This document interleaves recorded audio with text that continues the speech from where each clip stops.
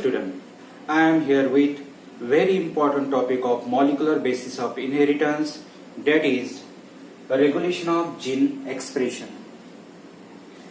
सुरुवातीला आपण gene expression म्हणजे काय हे पाहू आणि मग त्याचं रेग्युलेशन कसं असते ते पहिल्यांदा समजून घेऊ. या ठिकाणी जीन एक्सप्रेशन जर आपण या ठिकाणी पाहतो म्हटलं, या ठिकाणी आपण पाहू जीन एक्सप्रेशनचा अर्थ असा होतो, gene expression it is a multi step process and synthesize a product. मग याचा प्रॉडक्ट कोणता, तर प्रॉडक्ट आहे या ठिकाणी पॉलीपेप्टाइड. पॉलीपेप्टाइड जीन एक्सप्रेशनचा प्रॉडक्ट जो असेल तो पॉलीपेप्टाइड म्हणजे प्रोटीन असेल. आता या ठिकाणी प्रोटीनचं फॉर्मेशन सेल मधलं ते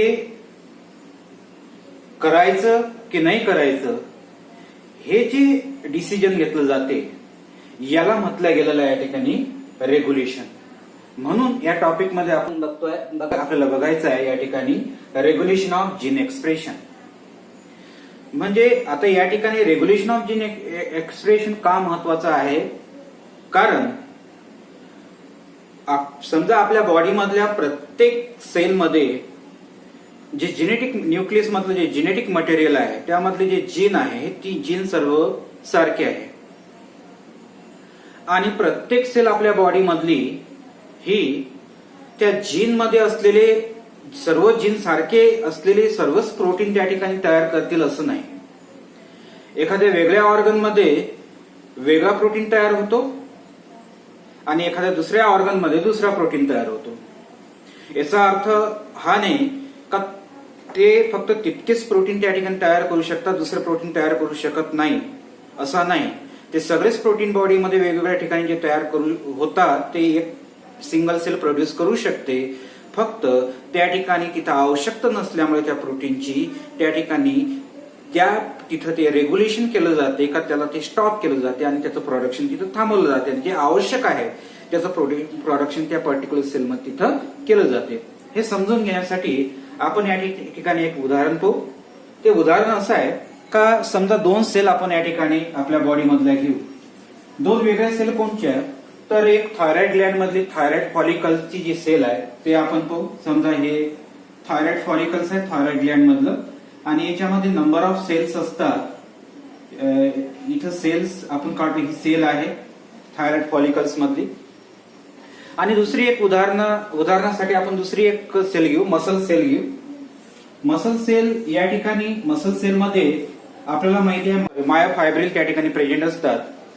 आता या ठिकाणी इथला न्यूक्लियस आणि इथला न्यूक्लियस, या न्यूक्लियस मधलं जेनेटिक मटेरियल आणि या न्यूक्लियस मधलं जेनेटिक मटेरियल हे सारखं आहे.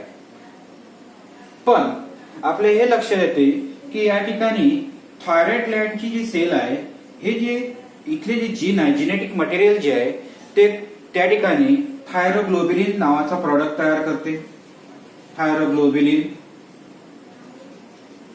आणि या ठिकाणी मसल मधलं जो न्यूक्लियस आहे त्यामधले जे जीन आहे ते जे प्रॉडक्ट तयार करते ते आपल्याला माहिती आहे कॉन्ट्रॅक्टाईल प्रोटीन त्या ठिकाणी तयार करतात. कॉन्ट्रॅक्टाईल प्रोटीन.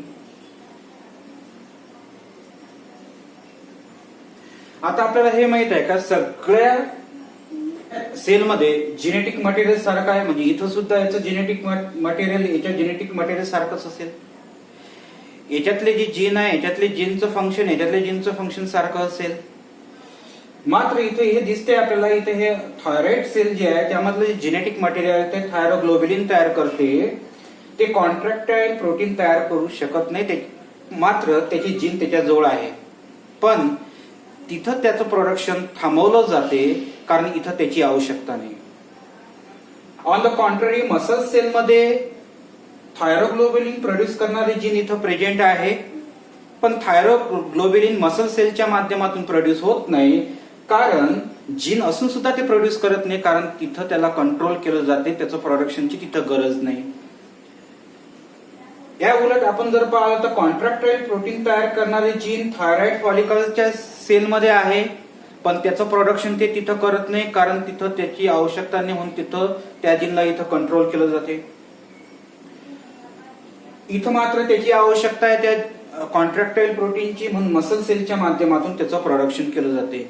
अशाच सिच्युएशन मध्ये काही प्रोटीन तिथं काम आहे त्या जीन ऍक्टिव्ह होऊन ते प्रोड्यूस केले जातात आणि काही ठिकाणी त्याचं काम नसेल त्या ठिकाणी ते थांबवले जातात. हे जे डिसिजन घेतलं जाते as per requirement of the production of the polypeptide chain by the gene, that is non as there is a regulation of gene expression. Regulation of gene expression हे कसं केलं जाते, त्यासाठी आपण ते दोन कॅटेगरीमध्ये पाहू.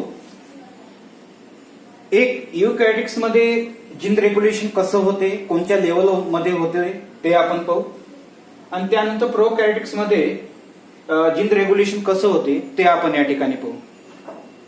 युकॅरियोट्स मध्ये वेगवेगळ्या लेवलवर या ठिकाणी regulation of gene expression control केलं जाते.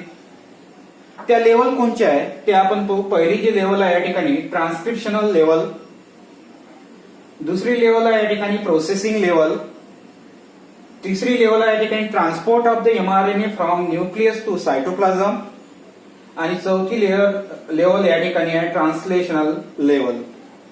या ठिकाणी जर पाहिलं आपण तर इथं त्याच्या उदाहरणासाठी आपण एक न्यूक्लियस मध्ये होणाऱ्या मेकॅनिझम आहे युकॅरियोटिक सेल मध्ये, म्हणून सुरुवातीला आपण या ठिकाणी इथं युकॅरियोटिक सेल काढू.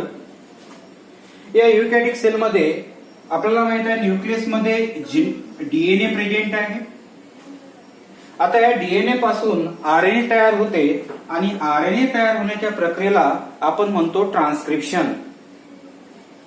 आणि या लेवलवर सुद्धा प्रोटीनचं फॉर्मेशन किंवा या ठिकाणी control of regulation of gene expression control केल्या जाऊ शकते या स्टेपमध्ये, म्हणजे ट्रान्सक्रिप्शनच्या लेवलवर.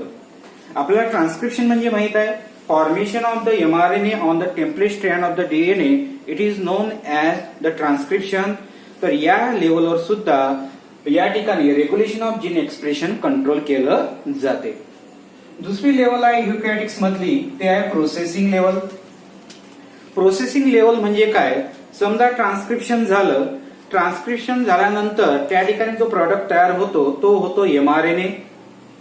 एमआरएनए प्रोडक्ट तयार झाल्यानंतर हा जो न्यूली फॉर्म एमआरएनए आहे यामध्ये दोन प्रकारचे जीन प्रेझेंट आहे, कोडिंग रिजन आहे, नॉन कोडिंग रिजन आहे. या ठिकाणी कोडिंग रिजन जो आहे त्याला आपण या ठिकाणी एक्झॉन म्हणतो आणि नॉन कोडिंग रिजन जो आहे त्याला आपण इंट्रॉन म्हणतो. तर प्रोसेसिंग मध्ये काय होते तर जे नॉन कोडिंग रिजन आहे म्हणजे इंट्रॉन जो आहे त्याला त्या ठिकाणी कट करून एक्झॉनला एक्झॉनशी म्हणजे कोडिंग रिजनला दुसऱ्या कोडिंग रिजनशी जोडलं जाते, याला म्हणतो आपण प्रोसेसिंग. आणि या लेवलवर सुद्धा या ठिकाणी रेग्युलेशन ऑफ जीन एक्सप्रेशन म्हणजे फॉर्मेशन ऑफ प्रोटीन स्टॉप केल्या जाते युकॅरियोटिक सेलमध्ये, केल्या जाऊ शकते युकॅरियोटिक सेलमध्ये. नंतर तिसरी लेवल आहे या ठिकाणी transport of mRNA from the nucleus to cytoplasm. या ठिकाणी समजा या ठिकाणी ट्रान्सक्रिप्शन झालं, एमआरएनए तयार झाला, एमआरएनएचं प्रोसेसिंग झालं, कॅपिंग, टेलिंग आणि प्लायसिंग. हे सर्व झाल्यानंतर जो या ठिकाणी एमआरएनए तयार होतो, हा एमआरएनए नंतर प्रोटीन सिंथेसिसच्या हेतूने या न्यूक्लिअर कोअर मधून सायटोप्लाझम मध्ये ट्रान्सपोर्ट होतो. या ट्रान्सपोर्टिंगच्या दरम्यान सुद्धा या ठिकाणी regulation of gene expression control केल्या जाऊ शकते, पॉलीपेप्टाइड चेन फॉर्मेशन स्टॉप केल्या जाऊ शकते. आता या ठिकाणी शेवटली जी लेवल आहे युकॅरियोटिक्स मधली आहे ते आहे ट्रान्सलेशनल लेवल. ट्रान्सलेशनल लेवल म्हणजे कोणची, या ठिकाणी जेव्हा एमआरएनए सायटोप्लाझम मध्ये येतो त्या ठिकाणी प्रोटीन सिंथेसिसची मेकॅनिझम स्टार्ट व्हायला सुरुवात होते. या ठिकाणी आपण ट्रान्सलेशन म्हणजे आपण पाहिलेलं आहे, ट्रान्सलेशन म्हणजे formation of the polypeptide chain of the amino acid guided by the mRNA. आणि तिथं मग जो प्रोटीन तयार होतो, पॉलीपेप्टाइड चेन त्या ठिकाणी तयार होते, ते या ठिकाणी या ट्रान्सलेशनच्या दरम्यान होते. त्यावेळेस सुद्धा या ठिकाणी इथं regulation of gene expression control केल्या जाते. म्हणून या ठिकाणी या युकॅरियोटिक्स मध्ये ट्रान्सलेशनल लेवलवर सुद्धा रेग्युलेशन ऑफ जीन एक्सप्रेशन किंवा protein formation of the protein polypeptide stop केल्या जाऊ शकते. So this is the different level found in the eukaryotics. But on the contrary in the prokaryotics म्हणजे बॅक्टेरियल सेल मध्ये सुद्धा या ठिकाणी फॉर्मेशन ऑफ पॉलीपेप्टाइड कंट्रोल केल्या जाऊ शकते. पण कुठं? तर इथं जर पाहिलं आपण प्रोकॅरियोटिक सेल मध्ये ट्रान्सक्रिप्शनल इनिशिएशन साइटवर या ठिकाणी फॉर्मेशन ऑफ पॉलीपेप्टाइड कंट्रोल केली जाते. आपल्याला माहित आहे ट्रान्सक्रिप्शनच्या 3 स्टेप्स आहे, initiation, elongation and termination. Prokaryotic cell मध्ये मात्र इनिशिएशन स्टेपवरच त्या ठिकाणी प्रोटीनचं फॉर्मेशन स्टॉप केल्या जाऊ शकते.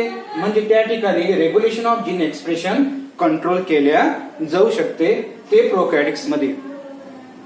Okay, so this is the gene regulation found in the eukaryotics and the प्रोकॅरियोटिक्स.